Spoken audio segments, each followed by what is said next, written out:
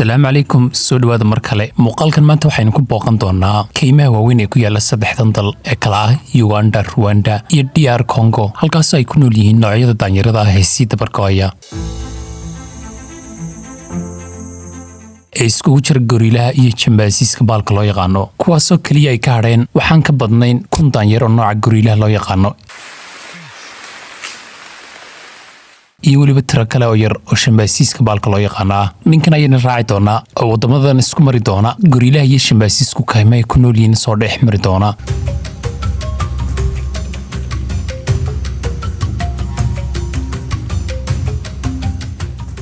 isagoona ugu horreyn ka horreynaya dalka Uganda gaar ahaan waxay dhexgeli doonaan kaymaha loo yaqaano Buwindi oo ah kaymo aad u cufan kuwaasoo in la dhex maraan ay adag tahay ilaa lagu la socdo waxaana meeshan lagu ilaaliyaa tiro gaadhaysa 1000 gorile kuwaasoo ka sii hadhay gorilayaasha adduunka ku nool ninkan iyo dadkii la socdayna waxay soo dhex mareen Uganda oo dhan iyagoona soo socday muddo gaadhaysa 15 saacadood oo wadooyin aan wanaagsanayn soo marayay si ay ugu dambeyn soo gaadhaan buuraha ay kaymahan ku yaalaan ee goriluhu ku nool yahay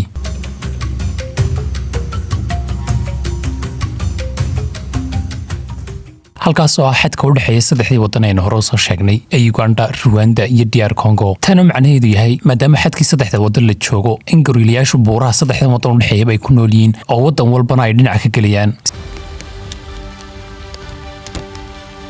sida darteed ninkan waxa uu sheegayaa DR Congo in imika la gala aad bay u adag tahay sidoo kale haddii aad rabto inaad Rwanda gashana lacagta laga qaadaya waxay laba laab ka badan tahay tan laga qaadaya markaad Uganda joogto taasoo aad ku goosanayso warqad yar ee aad ku soo booqanayso gorilayaashan lacag gaadhaysa $800 calaa qof kaymahan noo muuqday ninkan inuu tusiyana waa kaymaha Buwindi oo ka dambeeya guriga yar ee uu degan yahay ee ku dhex yaala kaymaha laftarkiisu kaymahan oo ah kaymo aad cufan sida aynu ka arkayno magaca Buwindina luqadda wadanka marka lagu sheegayo waa meel madow sababta lagu bixiyana waa kaymaha cufan oo isku dhex jira waqtiga kaymahan ay meesha ku yaalayna waxay gaadhaysaa 500 sano haddaba intaan gurigan yar ka dhaqaaqin ninkan waxa inoo tusayaa in kaymahan dhankooda kale ay tahay meel la degan yahay oo dadku caadi u degan yihiin sidoo kalena waxa laga beerta guriga ku yaalaan meeshana waxa laga beeraa dhir fara badan oo muus ah waxayna sheegan moodhanaya dadka tuulada degani in goriluhu uu ka yimaado buurta muuskana intuu gurto iska laabto isagoo gurigiisa yar ag taagan oo weli meesha ka dhaqaaqin cod ayuu maqlayaaba kaymaha dhexdooda ka maqlayo sida qof qaylniya oo daanyar qabsaday oo kale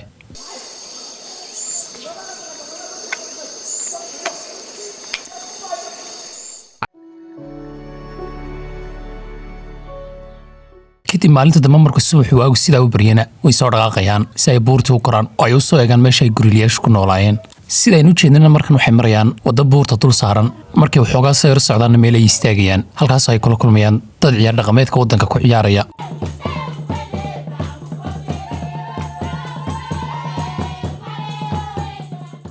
dalxiisayaashu markay Uganda yimaadaanna gorilayaashan inay soo booqdaan waa waxyaabaha ay ugu jecel yihiin sidaa daraaddeed halkan ay istaageen waa meesha laga dhaqaaqayo buurta laga korayo dalxiisayaal ilaa 8 qof ayaa meesha iskugu yimid dad badan may joogin sidaa darteed dhowr guri ayaa loo kala qaybinayaa waxaana raacaya raggii buurta u raacayay lacagta maanta oo kaliya ay soo xareynayaan waa 6400 lacag gaadhaysa maadaama qof walba $800 laga qaadayo isagoo ninkan xisaabinaya lacag fara badan inay soo xareyn karaan gorilayaashan dalxiisyada loo yimaado maadaama cimrigoodu uu dheeraado 45 ilaa 50 sano ay noolaadaan gorilayaashu gruubka ayaana la isku soo raacayaa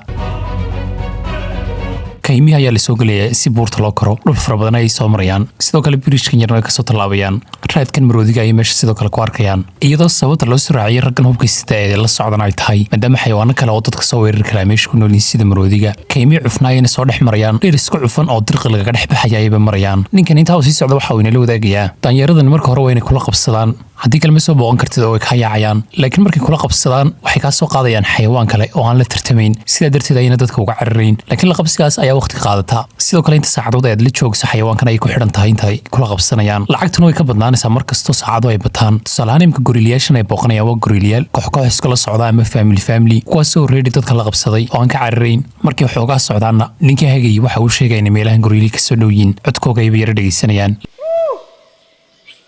laakiin sida uu ninkan hagaya u sheegayo gorila imika waxa lagu jiray waqtigii uu cuntada raadsanayay ama midhaha sida darteed masaafooyin fara badan ayuu jiraa oo uu socdaa buu koranaya laakiin gorilii way soo gaadhayaanba haddii aanad hore ogeyn goriluhu iyo bini'aadanka DNA-googu waxay iskaga mid yihiin 98% waxa ka dhow oo kaliya xayawaanka nooca kale ee chimpanzeeska loo yaqaano isagu 99% u dhow DNA-ga bini'aadanka maaska ayaana loo sheegay inay xidhaan maadaama xanuunada ay qabaan si yaroo fudud aad uga qaadi karto iyagoo ugu horreynta ka soo horbaxaya gorila yar sidoo kale waxay arkayaan qaar kale iyagoona arkayaan nooc ka mid a daanyeerka oo dhabarkiisu silfariyey ama timacad ka soo baxayaan markay waqti gaadho ayana timacad ka soo baxaan ama gorilla nooca labka ah oo dhagortiintiisa dambe ay caddaata waxaana loo yaqaanaa silverback gorilla 15 jir ama 14 jir markuu daadiisu gaadho ayuu dhabarku caddaadaa sidaa darteed kuwa labka waxa u bannaan laba doorasho oo keliya in xukunka faamilka uu ku qabsado aabihii oo uu xoog weynaado isagu ama haddii aan weli aabihii ka xoog badan isagoo aan wax dhibaato geysan ayuu iskaga carraa meesha uu iskaga tagaa faamiliga gorilla adduunka imka ku nool keliya waxaa lagu qiyaasaa inay tahay 1,000 gorillo keliya inay ku saadheen adduunka gorillayaasha kuwa yaryar ayaa usoo dhadhawaanayay oo iyaga rabay inay bilaadanka la ciyaaraan oon ka baqanayn sidoo kale kuwa kale waaweyn laftarkooduna way la qabsadeen oo waqti bay qaatay inay bilaadanka la qabsadaan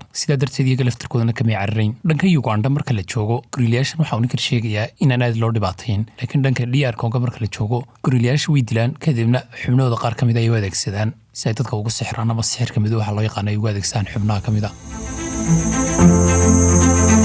sidoo kalena ninkan waxa uu tegayaa xarun kale oo Uganda ku taala iyaduna oo ay ku nool yihiin nooca kale daanyarka chimpanzeeska loo yaqaano halkaasoo iyadana ay kaynsi dhex marayaan raggii gaadhkaana ay la socdaan national parkan kale ay tegeen kabalba loo yaqaanaa kaymahan waxay ku fadhiyaan 700 kilomitir square markana wuxuu rabaa in la soo kulmo sideen hore soo sheegnay chimpanzeeska baalka loo yaqaano oo ah xayawaanka bini'aadanka ugu soo dhow DNA-ga marka la eegayo 99% ay iskaga mid yihiin kaymaha ayna hore u soo gelayaan si ay u raadiyaan xayawaankii chimpanzeeska loo yaqaanay dhibaatada jirta waxa uu sheegayaa in xayawaanadan wax GPS aan ku xirnayn sidoo kale meel lagu hagaaganayo jirin 24 saacadoodna ay socdaan sidaa darteed waa inaad ka raadisaa qiimaha oo dhan laakiin si aad u hesho wax ku fududaynaya inaad soo marto amaba aad daydaydo geedihi ay daaqeen si aad raadkooda u raacdo sidoo kalena sanqadha iyo waxyaabaha ku dhowdhowna aad dhegaysato waayo mararka qaar aad bay u qayliyaan codkooda waad maqli kartaa weliba sida badankaa waad maqlaysaa codkooda haddaad yara dhegaysato sidoo kale meelii ay u hoydeen ayaad raadinaysaa si aad ugu dambaynta u hesho koox dhan oo community iyo chimpanzees kuwaasoo ka kooban ilaa 80 markay community noqdaan 80 chimpanzees ayay ka kooban yihiin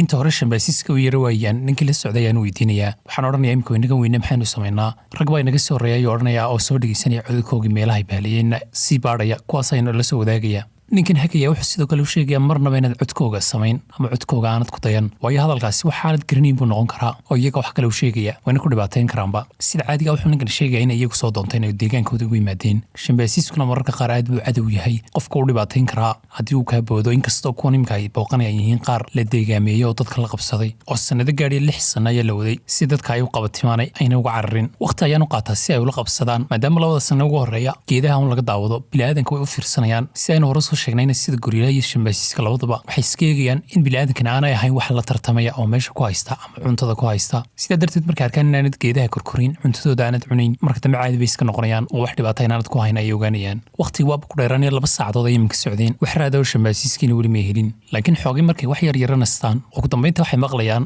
sanqadh baxaysa oo ah koox chimpanzees oo isla socda oo aan aad uga fogeyn waxaanay u dhaqaaqayaan dhankay codka ka maqleen dhexda markay sii socdaan daanyaradu marmar ka daba soo kasii durkayaan laakiin inay ka daba cararaan weeye laakiin roob ayaaba kusoo yaro daadanaya ninkana kamaradiisa ayuu yar baqanayaa laakiin ninkii hagaya ayaa u sheegaya inay hore usoo socdaan si aanay uga fogaan daanyaradu roobka ayaana soo yaro badanaya laakiin way gaadhayaan daanyaradii iyagoona hortooda ka arkayba chimpanzeeskii oo maraya ninkanina u yara xanaaqaya maadaama roobku ka jeeday wixii uu soo diyaarsaday xataa bacdii uu iskaga dhigay waxba way ka tarilaaday waxba ma duuban kara caadiya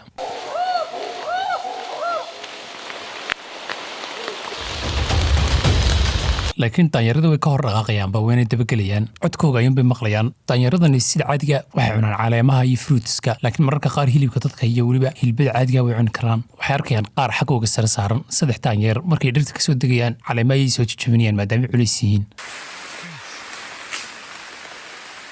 sidaynu hore soo sheegnayna cudurrada waad ka qaadi kartaa sidaa daraadeed markaad u dhawaato waa inaad maaskaaga iska xidhataa haddaba marka laga hadlayo noocan daanyeerka ee chimpanzeeska loo yaqaano bini'aadanka waxay iskaga mid yihiin DNA-googa 99% oo 1% keliya ay ku kala duwan yihiin sidaa darteed waxyaabo fara badan ayay wadaagaan waayo waa xayawaanka ugu dhow ee qaab dhismeedka bini'aadanka kale sidoo kalena waa xayawaanka ugu soo dhow maskaxaan bini'aadanka laakiin innaga waxaynu dheernahay halkaa beersantee keliya halkaa beersantee ayaana inoo ogolaanaya waxyaabo fara badan oo aynu dheernahay chimpanzeeska horena waa tii u jirtayba dee aragtidii Darwin ee bini'aadanku inay chimpanzeeska ka yimaadeen laakiin taasi wax runa maaha oo waxba kama jiraan sida iska caddaatay oo xataa diin ahaanba marka laga tago saynis ahaan imika way iska caddaateen aragtida Darwin aanay sax ahayn haddaba dhowrkan chimpanzeeska imika ninkan dul saaran ee kamarada ku hayo waa chimpanzees da ahaan yara waaweyn waxaan noolaan karaa chimpanzeesku da gaadhaysa 30 sano maadaama caqligoodana uu yara sarreeyo waxay noqon karaan buu sheegayaa cannibals amaba wax hilibka cuna daanyarada kale ee soo weerarayna cuni karaan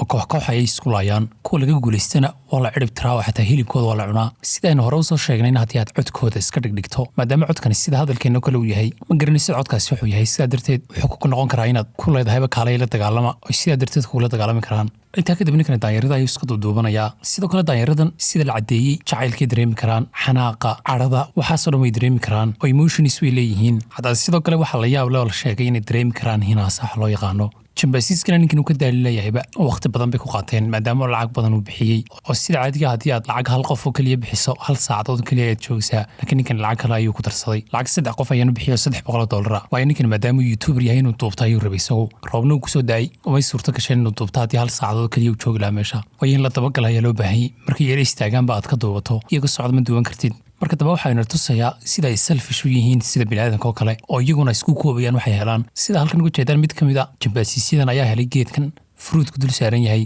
sidaa darteed keligii ayaa dul saaran oo cunaya ugu dambayntana ninkan waxa uu sheegayaa inuu la yaaban yahayba roobka wakhtigaad rabto inaad wax duubato inuu kugu soo daayo marka kalena uu iska qaadayo laakiin sidoo kale waxa uu sheegayaa roobkaas haddii wax yar ka hor uu diyi lahaa iyagoon la kulmin daanyarada inaanay daanyarada la kulmin oo ay meesha ka baxsan lahaayeen muuqaalkan halkaas ayuu kusoo gabagaboobaya inkastoo ninkan aanu weli ku faraxsanayn waxa uu duubay oo uu jeclaan lahayn mikrofoonada iyo kamaradiyaxas ay caadi noqon lahayn oo aan roob kusoo dii lahayn si uu qaab cajiiba uga duubo sidan ka fiican haddaba saaxiib yaal muuqaalka like saar haddii aad ka hesheen sidoo kale haddaad nagu cusubtaan subscribe noo saar aad baad mahadsantiin